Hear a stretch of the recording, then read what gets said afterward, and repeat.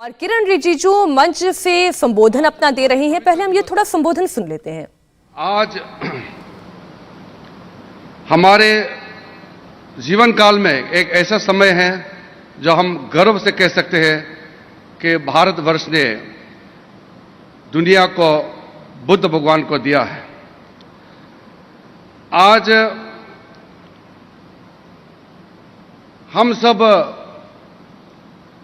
खुशीनगर में एकत्रित हैं और इतने विक्षुण गुणों के साथ में कुछ समय हमको यहां बिताने का मौका मिला।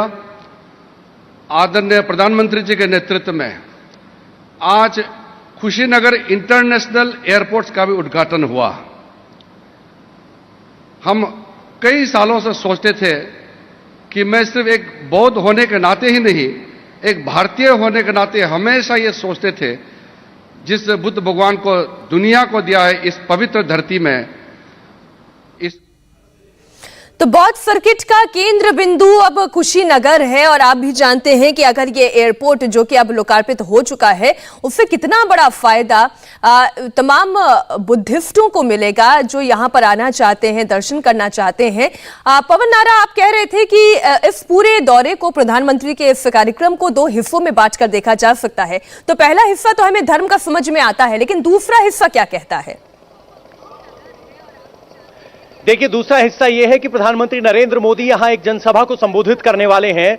उस जनसभा में यहां की विकास योजनाओं को पेश करेंगे, जिसमें से एक यहां पर बनने वाला मेडिकल कॉलेज भी है और 2022-23 से 100 बच्चों के एडमिशन के साथ मेडिकल कॉलेज की शुरुआत भी हो जाएगी। दूसरी बात, जिस इंटरनेशनल एयरपोर्ट का उद्घाटन किया है उसको अगर धार्मिक टूरिज्म के अलावा देखा जाए तो कहा जा सकता है कि पूर्वांचल और उत्तर पश्चिम बिहार के इलाकों के लिए गेटवे टू द वर्ल्ड होगा, यानी पूरे विश्व की खिड़की ये एयरपोर्ट खोलेगा। और ये रैली ऐसे वक्त में हो रही है जब कुछ महीने बाद यहां उत्तर प्रदेश में चुनाव हैं। अक्सर कहा जाता है कि चुनाव से पहले उद्घाटन वाले फीते काटे जाते हैं, लेकिन ये जो काम है वो भारतीय जनता पार्टी या कहें कि योगी आदित्यनाथ मुख्यमंत्री कल कह रहे थे कि उन्होंने धरातल पर उतारा है। आपको नहीं भूलना चाहिए कि 1995 में मायावती ने सबसे पहले यहां इंटरनेशनल एयरपोर्ट बनाने की घोषणा की। उसके बाद गुलाम नबी आजाद जब केंद्रीय मंत्री थे तो वो भी आए थे यहां उद्घाटन काटने के लिए। यानी इस एयरपोर्ट के फीते तो कई बार कटे, धरातल पर पहली बार उतरा है। तो इस बात से इनकार नहीं किया जा सकता कि इस इलाके की विकास को नई उड़ान ये एयरपोर्ट देगा। चुनाव से पहले प्रधानमंत्री खुद नरेंद्र मोदी यहां पहुंचे हुए हैं। ये यूपी का तीसरा इंटरनेशनल एयरपोर्ट होगा। पहला लखनऊ है, दूसरा वाराणसी है जहां बहुत सीमित उड़ानें हैं, लेकिन ये एयरपोर्ट जहां टूरिज्म की संभावना है, अगर आप देखेंगे तो Sri Lanka, Thailand, Myanmar, Cambodia, Vietnam, Japan और दक्षिण कोरिया, इस तरह से 11 से ज्यादा देशों से सीधे जुड़ेगा। तो आप कह सकते हैं दक्षिण पूर्व एशिया की केंद्र बिंदु के तौर पर इस इलाके को उभारा जा सकता है, विकास हो सकता है। और अगर टूरिस्ट आएंगे तो रोजगार भी आएगा और विकास की संभावनाएं भी बढ़ेंगी। यानी चुनाव से पहले इसको इस नजरिए से देखना चाहिए कि जो पूछते थे विकास कहां है, शायद प्रधानमंत्री नरेंद्र मोदी इस मंच से उस विकास का एड्रेस देते हुए दिखाई दें कि विकास कुशीनगर के एयरपोर्ट में है, विकास मेडिकल कॉलेज में है। बिल्कुल पवन, और ये भी कहा जा सकता है जो 25 लाख बुद्ध धर्मावलंबियों की जनसंख्या है उसे भी ये सीधे सीधे टारगेट करता है। प्रधानमंत्री मोदी का कुशीनगर दौरा उत्तर प्रदेश चुनाव के लिहाज से अहम है। एयरपोर्ट के उद्घाटन के बाद मोदी ने कहा कि उन्होंने जो कमिटमेंट किया था उसे पूरा किया। कुशीनगर का ये इंटरनेशनल एयरपोर्ट दशकों की आशाओं और अपेक्षाओं का परिणाम है। मेरी खुशी आज दोहरी है।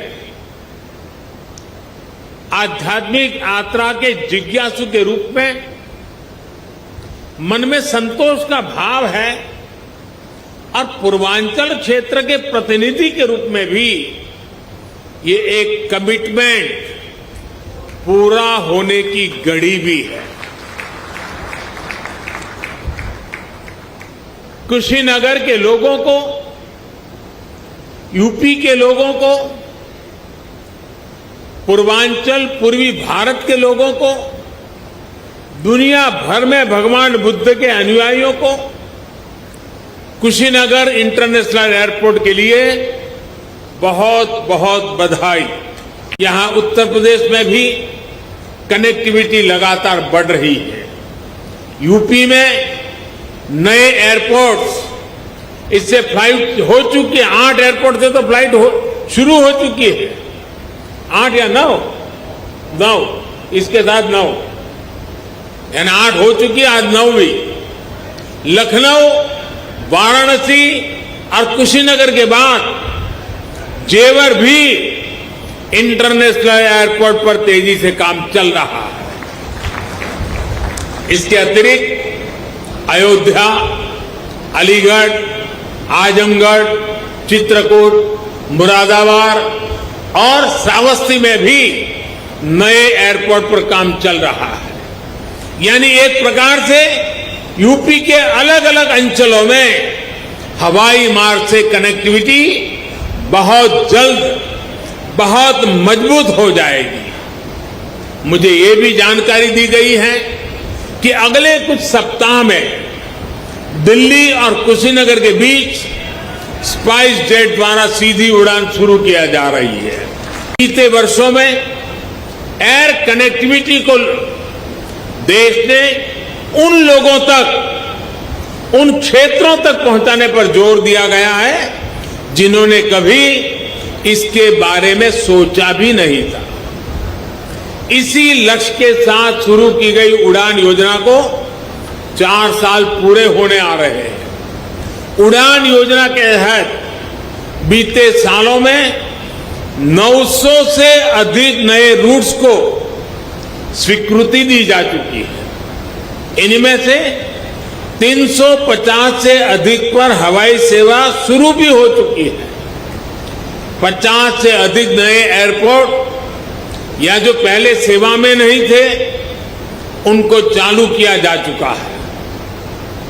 आने वाले 3-4 सालों में कोशिश ये है कि देश में 200 से अधिक एयरपोर्ट, हेलीपोर्ट और सी प्लेन की सेवा देने वाले वाटर ड्रोम का नेटवर्क भी देश में तैयार हो।